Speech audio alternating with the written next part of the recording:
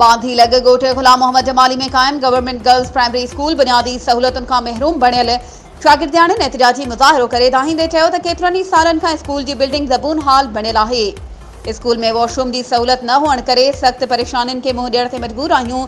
हुननि वधीक चयो त स्कूल में शागिर्दियाणियुनि जी दाख़िला जो तादाद 80 खां मथे आहे, पर असां वटि हिक फीमेल उस्ताद मुक़रर आहे, जंहिं सबबि असांजी तालीम मुतासिर थी रही आहे।